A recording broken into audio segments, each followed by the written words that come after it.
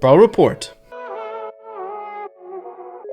Are y'all gonna do me dirty like this? No, I'm just kidding. I would never come to a beginning of a video with that type of energy. Guys, we're at 699,000 subscribers right now. Less than 1,000 away. Let's get that 700K and we'll feed Spike and Bruce. I always appreciate you guys. You guys know I'm just kidding with this type of stuff. Thank you guys so much. Hey, I didn't even notice we're at 100%. Bro, this is a good video. All right, y'all. So we got quite a bit of important stuff to get straight away into here in this episode today. When you are watching this, it'll be one day in the future. But for me today, Clancy's first day upon release is here. So he's been out for like 12 hours for early release access. And I've been hearing some somewhat mixed feelings about this character. Some people are saying he's incredibly broken. Some people saying he's kind of in the middle. And I think that's kind of where I'm sitting as well, just from what I've been seeing from this character. He's kind of like exactly what you expect from Surge, right? Where he's not that crazy good in his first tier, but once he starts getting upgraded, he is a nuisance, and that's exactly how Clancy operates right now as well. Also, this freeze frame is wild, absolutely insane. But Clancy's incredibly weak right at the start, so don't expect a lot being able to play competitively right off the get-go. Your main objective is to try to get that upgraded version. Once you get to your final tier, you're a nuisance, you're a menace. He's really, really good. But I would say, you know, if you are free to play and stuff like that, I don't know if this character warrants like a crap ton of immediate nerfs or anything like that. I know that's always the worry whenever a brand new brawler comes out and they're incredibly broken. People kind of feel bad because they can't catch that wave of brokenness. If you are free to play, a lot of the data that the Brawl Stars dev team takes within the first like couple weeks of their release can make a major impact on whether or not they're going to get a big nerf. And sometimes I feel like people pick up Clancy on the data of them being broken or any new brawler, and then they end up getting a nerf if they are too broken. But I don't know, I don't think Clancy is like busted,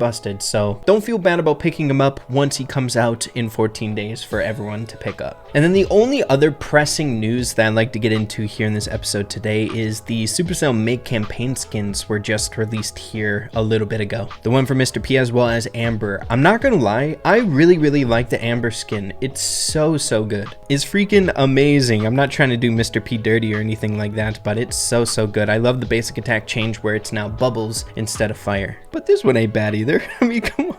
Freaking dope.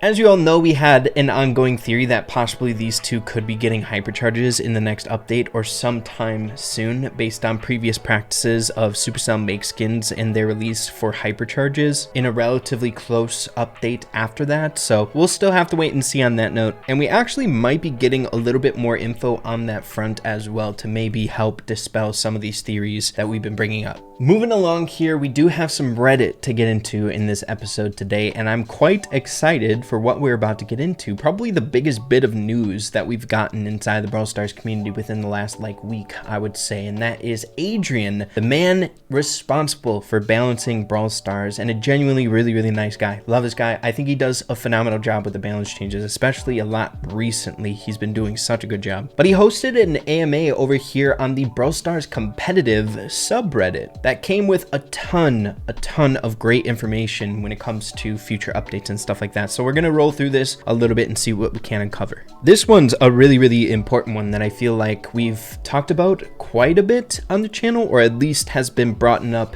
in the Brawl Stars community in general quite a bit. These kind of nefarious theories of brawlers being released that are overpowered, and if that is intentional or not. We have Diligent Cake 2653 saying, does it happen that you purposefully make a brawler broken according to a marketing decision? Given some examples here, and then saying, or are broken brawlers always a mistake? And then Adrian clears this up, and I think we've said this on the channel before, but I remember having this conversation with the dev team countless times and Adrian himself. But basically, he ends up saying, we never release overly powerful brawlers on purpose. But what we have seen, though, is that if a brawler is not released strong enough on release, it leads to that brawler being forgotten and can sometimes never recover. Isn't that insane? He gives some good examples here with Willow and Doug, where like if that first reaction or that general public conception of a brawler whenever they are released is a negative one, sometimes that can impact the brawler's performance for the rest of their time in Brawl Stars, which is crazy unless they get like a rework or something like that. Even though if you buff them to a degree where they are relevant in the meta, it can still affect them. It's nuts. So that's why they tend to be on the like more strong or more exciting side of things whenever a new brawler is released. I don't think it's their goal to have them be like super broken, but I'm guessing they want them to be a fun brawler, a brawler that people can get excited over, and a brawler that's really underwhelming on the powerful side of things isn't super exciting. So that's kind of the reasoning why brawlers sometimes are good.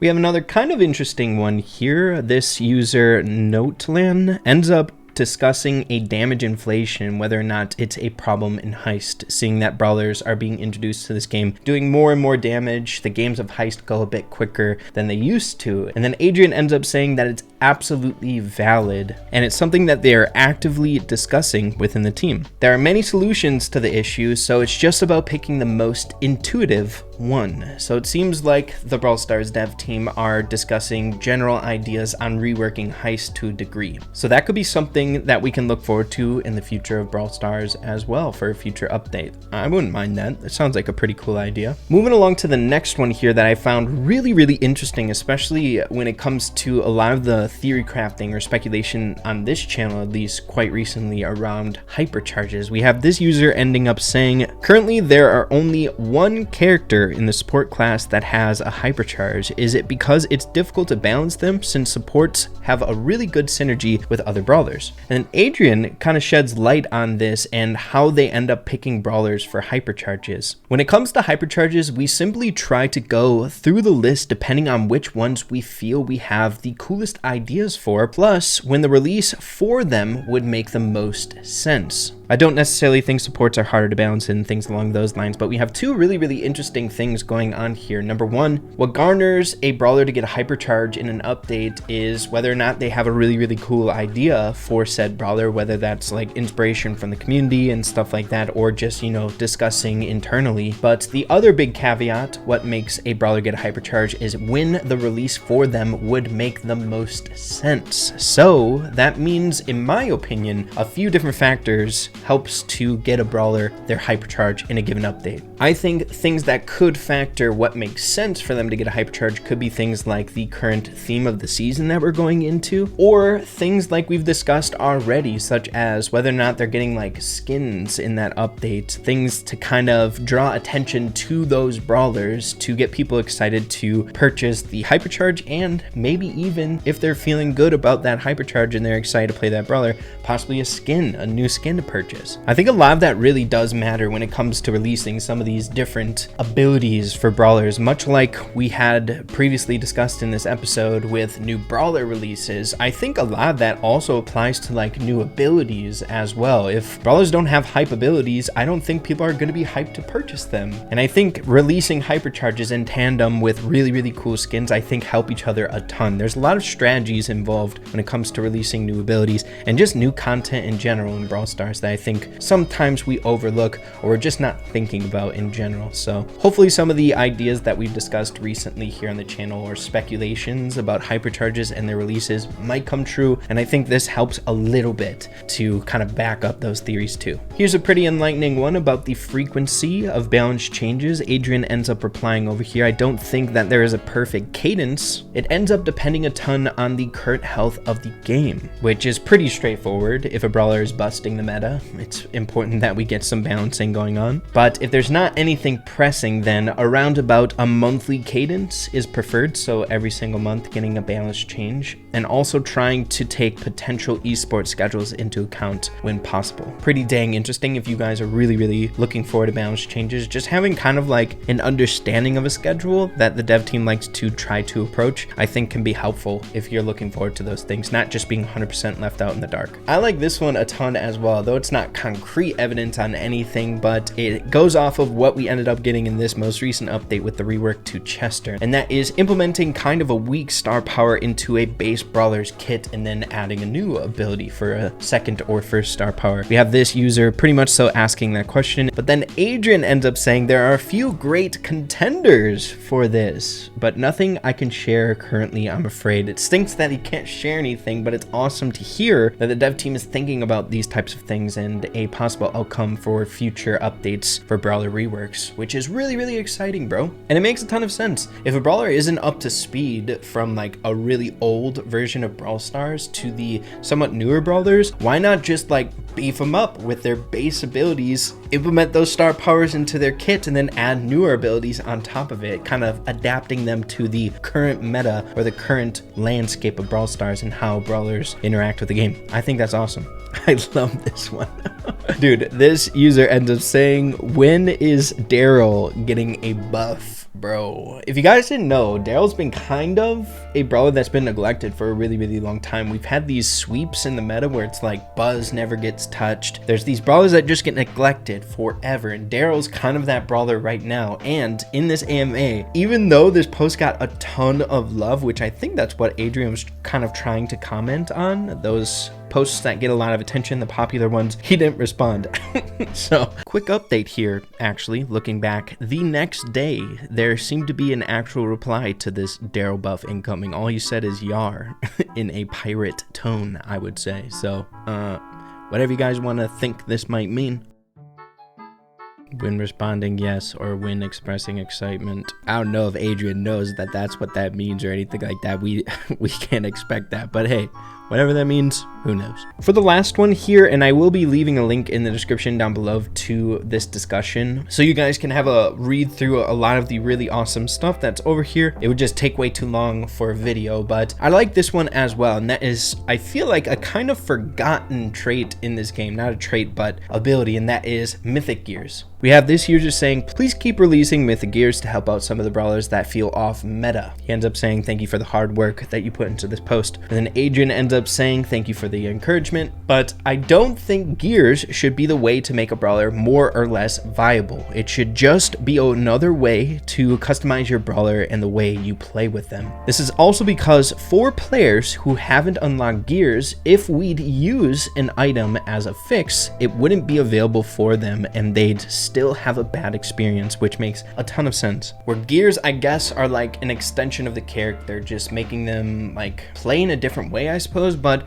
you could argue some gears out there, mythic gears, are really, really good and game changing. You know, a good one that comes to mind is like Pam's mythic gear. It's incredible. Eve's mythic gear, really, really good. Mortis in recent times was discovered to be like really, really good for him. So I don't know, I feel like just gears in general, like the aftermath of that bad implementation, just gears in general are really, really hard to like work around, you know? Now I know I said this was the last one, but I also wanted to bring this one up really, really quickly. Adrian ends up discussing that Edgar is more than likely not going to be getting a rework. I know that was a popular discussion inside the community for quite some time, but as he says here, I was thinking about an Edgar rework for a long time, ever since I joined the team basically. Ultimately though, while I'm not happy with how Edgar's kit functions, a lot of players clearly are. He's still one of the most popular brawlers, so trying to improve on that would be a huge risk without a rock solid idea, which I haven't come up with yet. So hey, that Edgar rework we were all hoping for like months ago, it doesn't look like it's coming anytime soon, which also adds another layer of that like idea of like the more risky a brawler is in the meta, the less likely they're going to get changed a whole lot, which is why like Mortis never gets changes. He's got literally the highest % usage rate in the game. It's like they're not gonna risk buffing him to a certain degree to like absolutely fry the meta. Kind of stinks if some of those brawlers are your favorite brawlers to play, but it's just the reality, right? It's really risky.